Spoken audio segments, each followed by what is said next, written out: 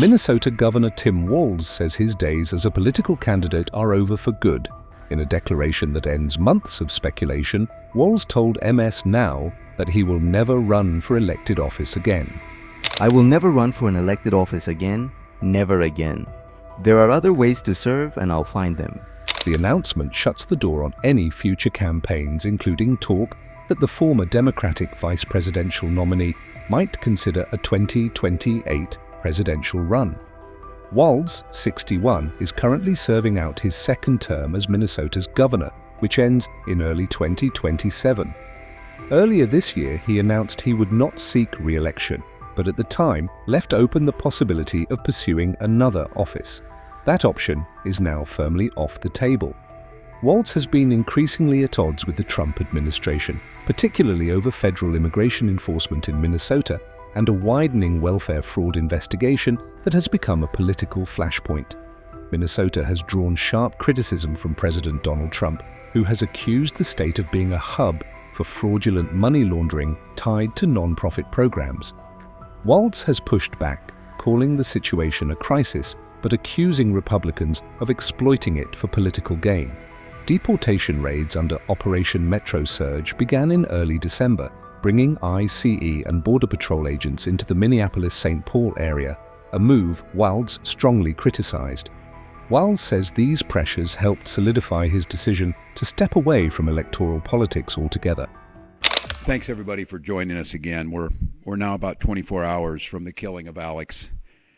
And during that time of everything that's happened, I hope everyone's taking away a picture of a life of generosity, service-oriented, and his life's coming into clear focus. I had the privilege of talking with Michael and Susan, Alex's parents, yesterday, and the heartache in the hours after your son's murdered in front of the world is one thing, but what stood out to me was a parent's desire and their passion to make sure that the story of Alex was told. Someone who went to work to care for veterans, someone who was a valued coworker, someone who relished and lived in this state in a big way, whether it was outdoor activities or being down there on the street as a First Amendment witness to what ICE is doing to this state. So once again, to Michael and Susan, when I talk to these parents, it's always in deep confidential conversation. In this one, though, Michael was very clear to me. He said, don't let them forget Alex's story. The world knows how he died. He died at the hands of ICE agents on the streets of Minneapolis. They want us to make sure we said how he lived. So to Michael and Susan, our deepest sympathies, but you have my commitment to continue to tell that story. So now we've got 2 Minnesotans dead. We didn't had time to start telling Renee's story of a poet and a mother and a bright spirit, and now we're telling Alex's story. So my question is, what's the plan, Donald Trump? What is the plan? What do we need to do to get these federal agents out of our state? You thought fear, violence, and chaos is what you wanted from us, and you clearly underestimated the people of this state and nation. We are tired, but we're resolved. We're peaceful, but we'll never forget. We're angry, but we won't give up hope. And above all else, we are clearly unified. If it was the intention of Donald Trump to make an example of Minnesota, then I'm damn proud of the example that the world's seeing. We believe in law and order in this state. We believe in peace. And we believe that Donald Trump needs to pull these 3,000 untrained agents out of Minnesota before they kill another person. And we're up here telling another story of a Minnesotan just trying to live their life without the interference. To Americans who are watching this right now, and I don't know, maybe you're watching it with curiosity, bewilderment, horror, scorn, or sympathy. I've got a question for all of you. What side do you want to be on? The side of an all-powerful federal government that can kill, injure, menace, and kidnap its citizens off the streets? Or on the side of a nurse at the VA hospital who died bearing witness to such government? or the side of a mother whose last words were, "I'm not mad at you." The side of tens of thousands of peaceful citizens who showed up to march when the wind chill was 40 below because they love this state and they love this country. You're allowed to decide at any point that you're not with this anymore. If you voted for this administration, heck, even if you thought Operation Metro Surge was a good idea, sounded like the thing to do a month ago, you're still allowed to look at what's happening here in Minnesota and say, this isn't what I voted for and this isn't what I want. I ask you not to stand by idly. Speak out, share what you're seeing, and urge others to put politics aside. We're no longer having a political debate, we're having a moral debate.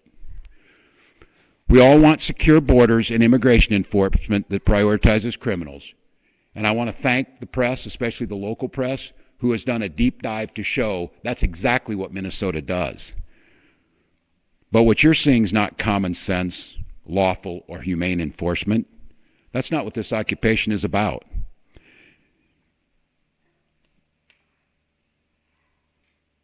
Let me say our conversation should not be about, and I know we get asked of what we're doing on there, how many state patrol or police or National Guard I can put on the street. This isn't about how many people I can put on the street.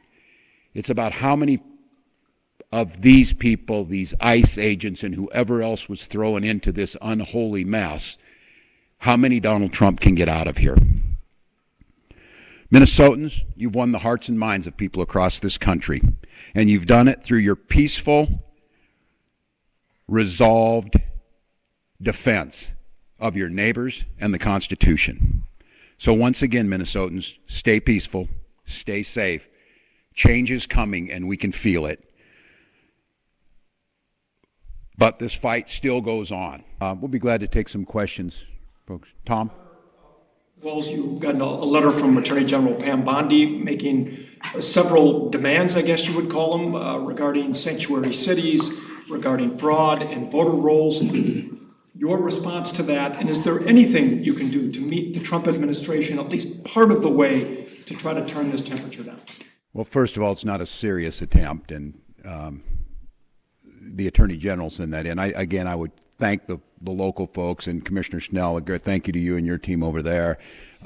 In that letter, they talked about, you need to hand people over who are in your jails. They're taking credit for people that we've had in jail for a long time. We always hand them over, and the commissioner very clearly. So they're lying. They're lying. This has nothing to do with fraud, as the Attorney General said. They're not sending us forensic accountants, and these are things that have been we're dealing with now and have been for quite some time. So look, it's not a serious attempt to get at this. The way to fix this is get these folks out of here. We've continued to work with them. They asked us for these numbers. We provided them. We continue to show, and they're not serious. And look, I think everybody understands